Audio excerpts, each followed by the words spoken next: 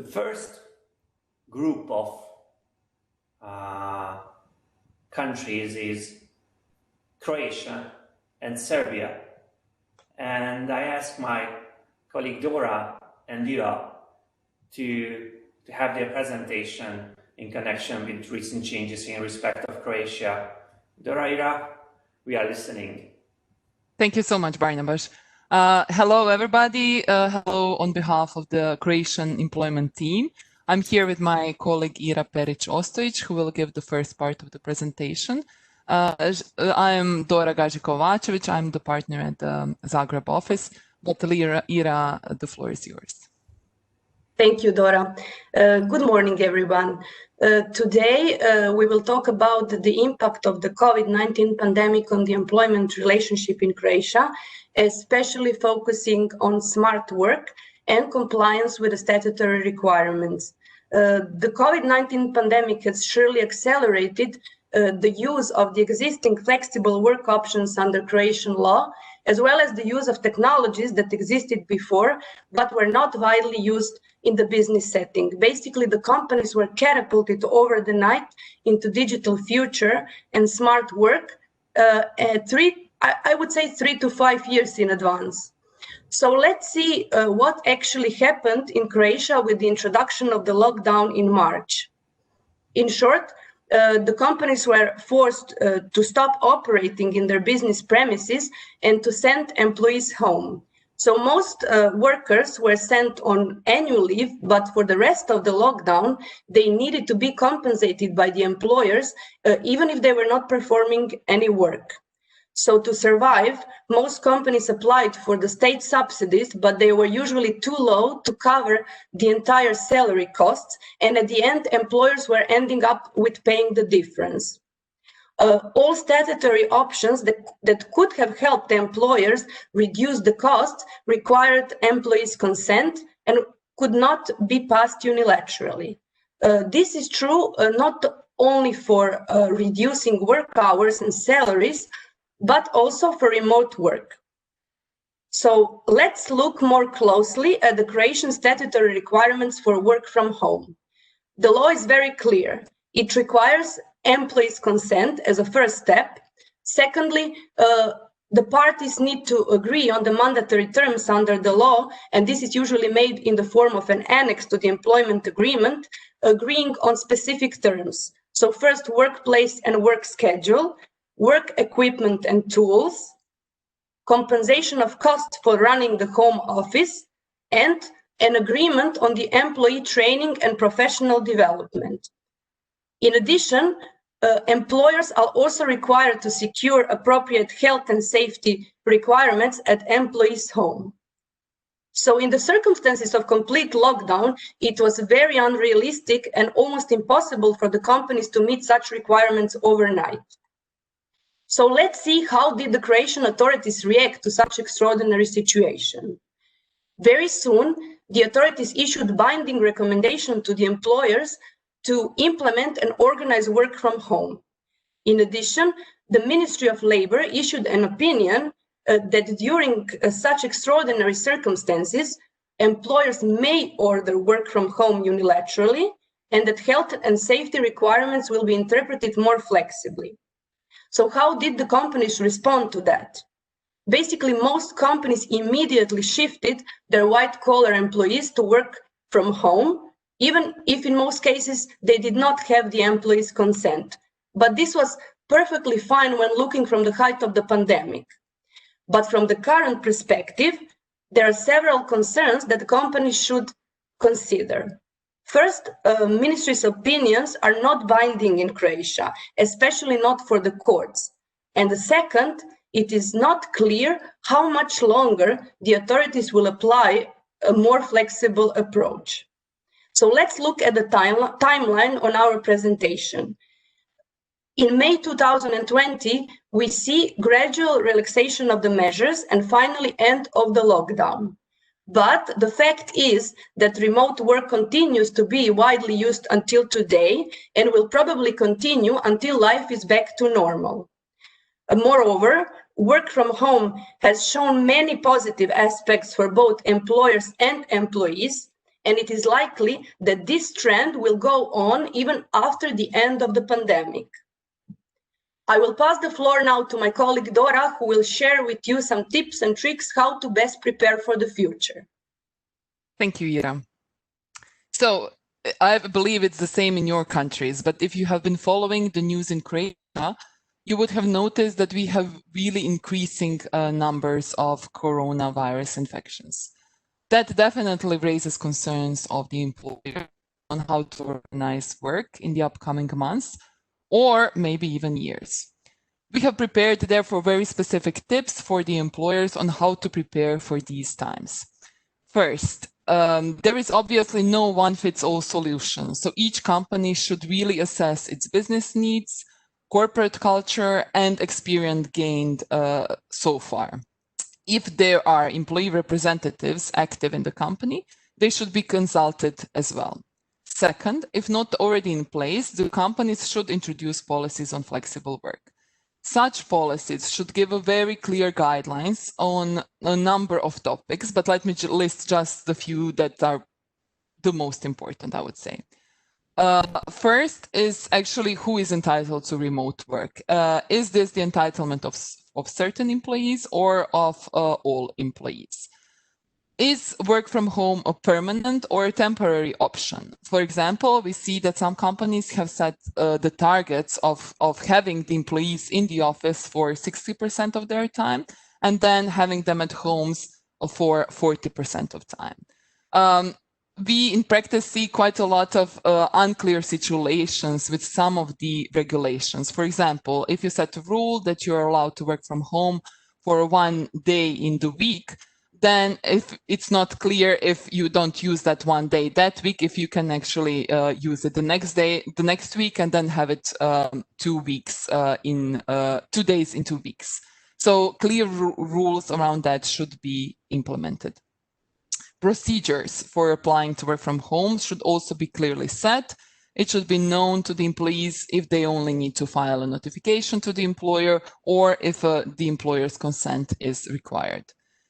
Equipment is a very sensitive topic because in relation to the use of the personal or business equipment, you obviously have the issue of costs. And you may have employees' claims for the use of their personal equipment. Under the existing legislation, there is no tax exemption for the use of personal equipment, and any reimbursement of such costs is actually treated as a salary in kind, which is not very favorable for the employers. Another important item is the location. We have seen in some cases that employees were allowed to work from home, but basically the next day, as we have such a beautiful coast here in Croatia, they would pack their bags and leave to the seaside and work from another remote location. That should be also clearly specified because, of course, some of the employers would not approve that and would actually require the employee to be at least in the same home, in the same town. This presentation is unfortunately too short to mention all different IT and HR related measures that should be also in place. But let me just mention that, of course, the employer should ensure that there are no breaches of data protection rules, confidentiality rules, and that there are effective HR measures in place that really ensure that the work is being performed. Moving on to point 3. For most of the flexible arrangements, employment agreements should be amended. Ira has already mentioned that remote work requires an amendment to the employment agreement, but so does a change of the location or change of working hours. I already have mentioned costs, and that is a very important topic that should be addressed also in the annex to the employment agreement. As the final step, and also very important, is health and safety. Let's look at the health and safety from 2 perspectives. One in relation to remote work and the second in relation to all the COVID measures that are currently in place.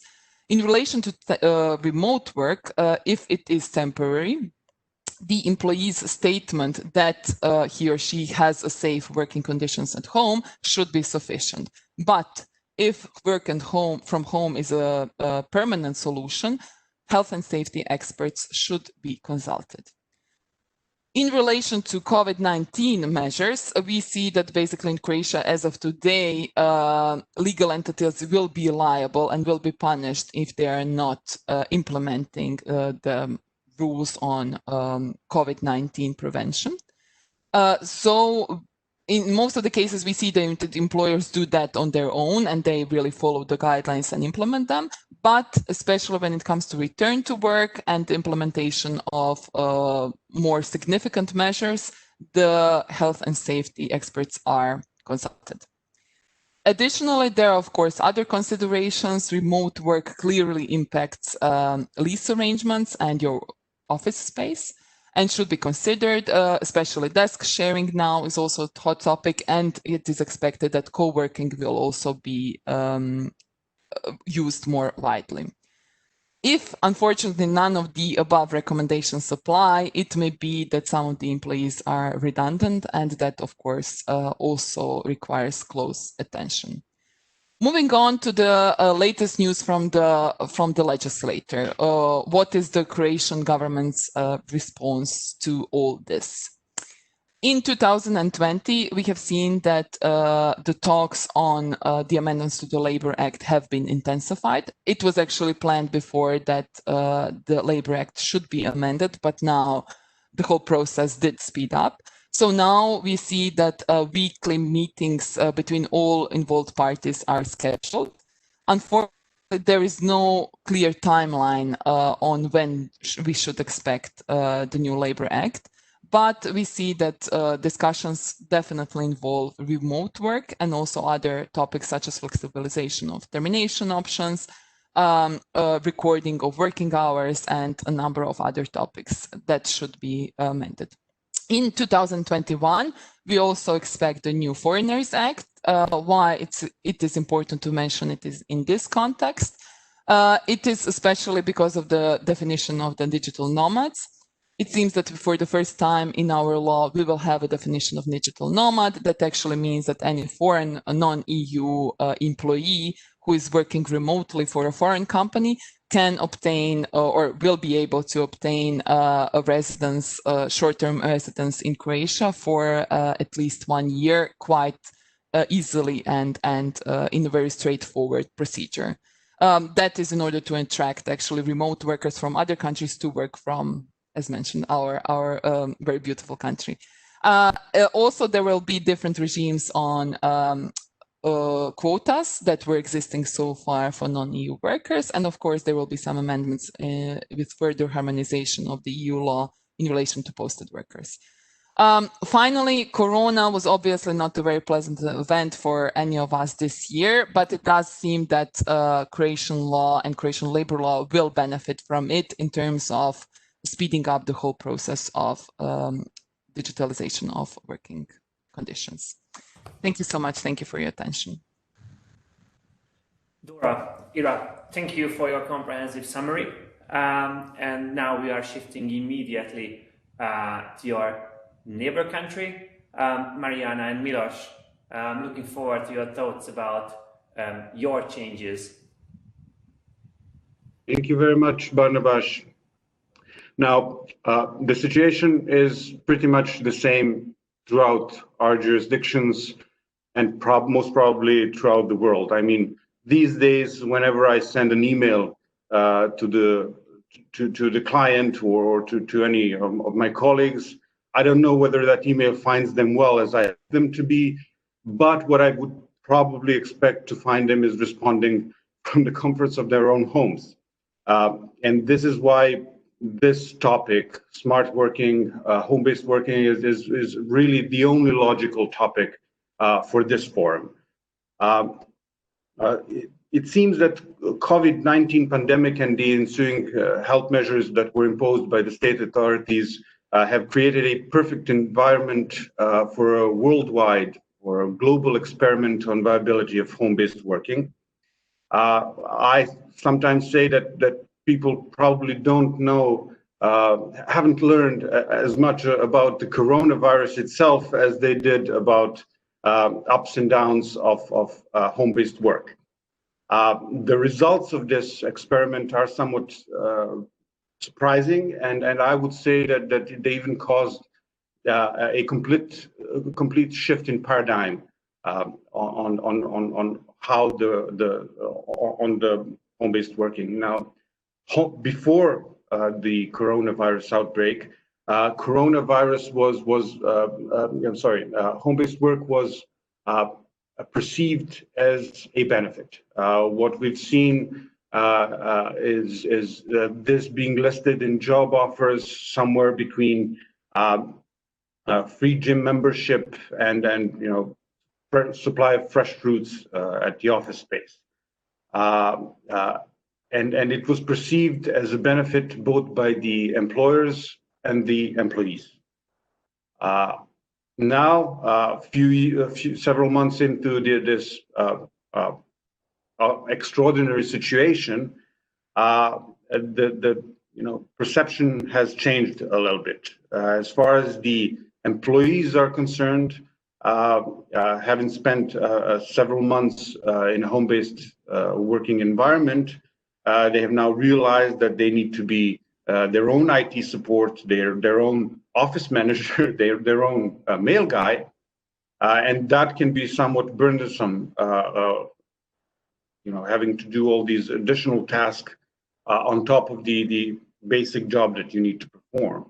But what we hear the most is complaints about a lack of plain social interaction, both on a simple human level, as well as on a professional level, because people are feeling left out of the work process. People are feeling as they're not really part of their working collective, and that can be problematic. On the side of the employers, on the other hand, before homework was implemented on such a high scale, there were concerns about productivity. Now, what the employers are telling us is that in most cases the productivity didn't go down, and even in some cases it actually went up. So this works for them, and in addition, of course, there are major opportunities for cost savings, which we see across jurisdictions.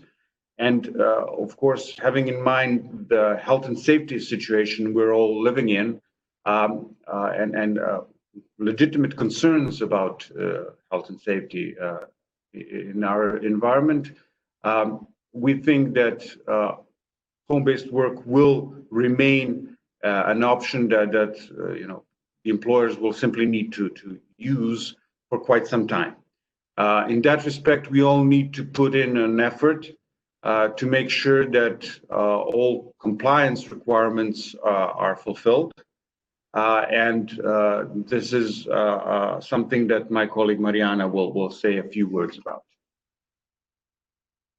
Hello, good morning. Serbian labor law definitely defines and regulates work from home and provides for the mandatory elements that each employment contract of the employee sent to work from home has to contain, irrespective of the fact whether such a home working would be occasional or permanent. Recently, we noticed that the Serbian trade unions criticized the practice of the Serbian employers when imposing work from home, simply because the employers are generally not complying with these mandatory rules.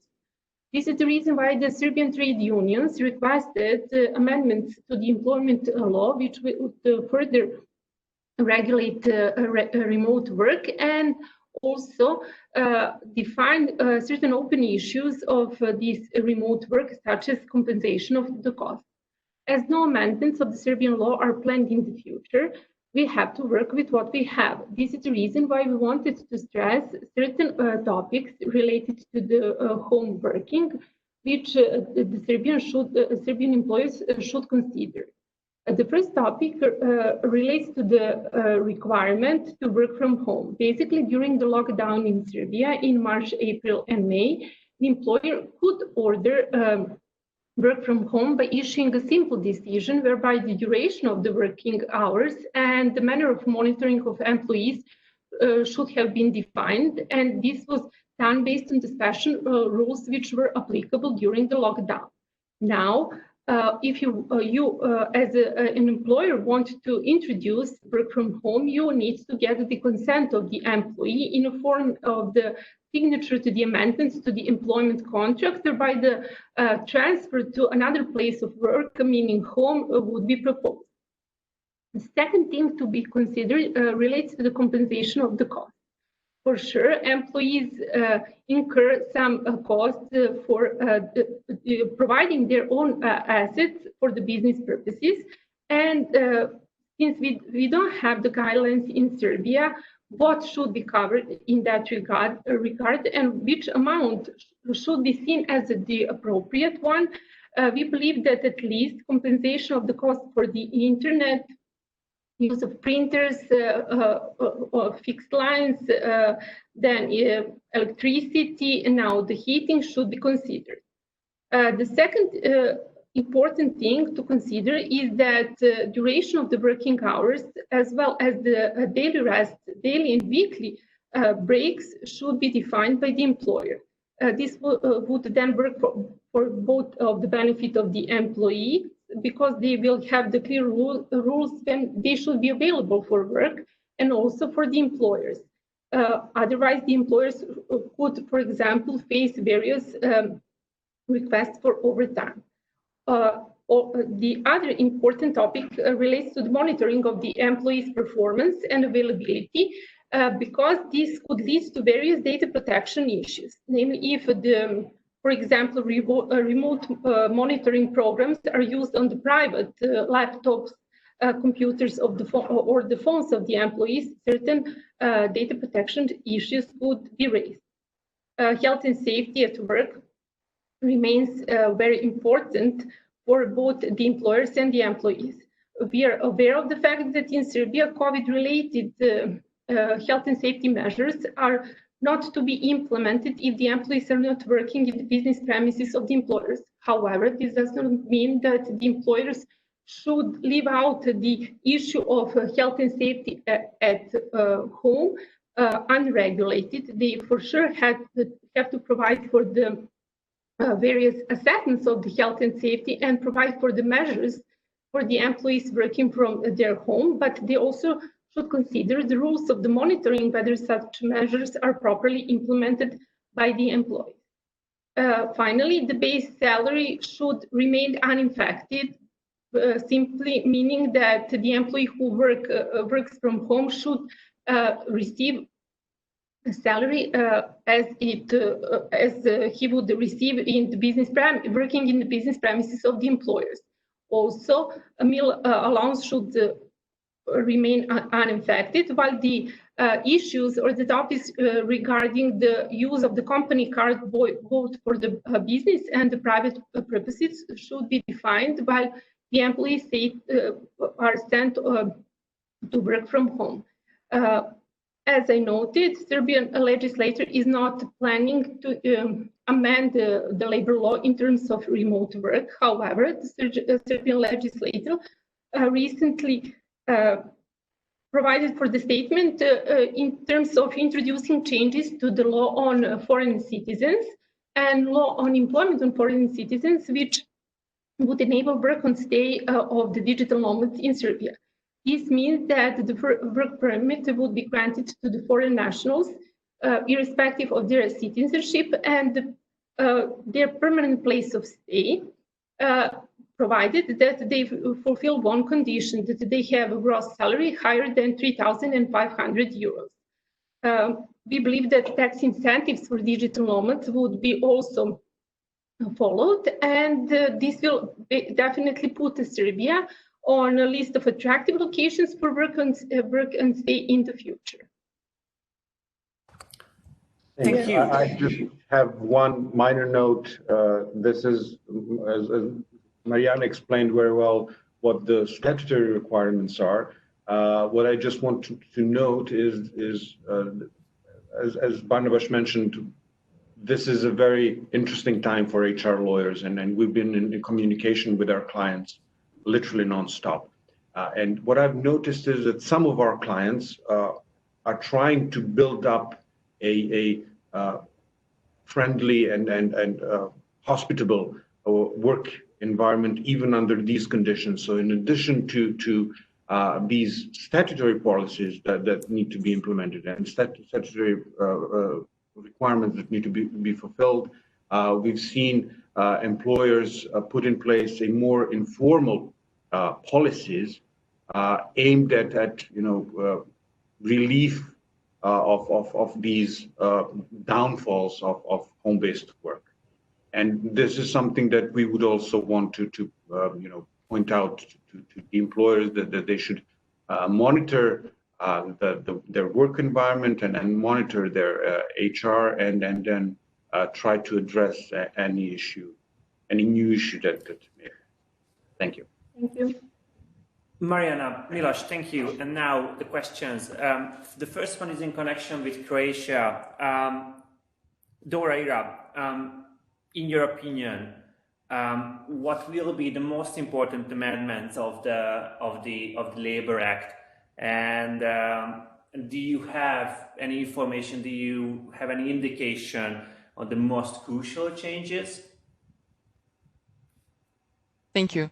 Not from official sources, but obviously we have some insights on the amendments that will be considered in the new Labor Act. What is important is that there will not be only amendments of certain provisions, but it is very likely that it will be a new Labor Act as a whole. In the context of remote work, it seems that there will be two different rules for homework as a permanent or as a temporary solution. So there will probably be different rules around those two types of remote work. And apart from that, a lot of parties are interested into pushing more towards permanent employment.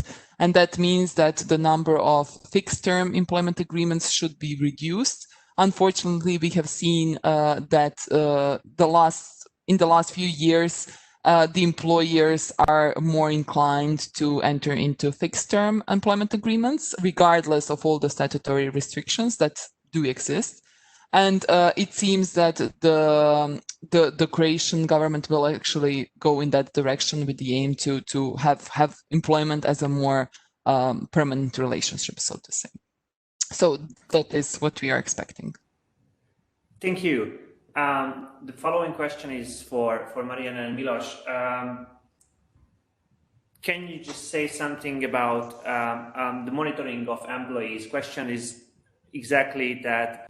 How can or is the employer allowed to monitor the employee's performance during home office?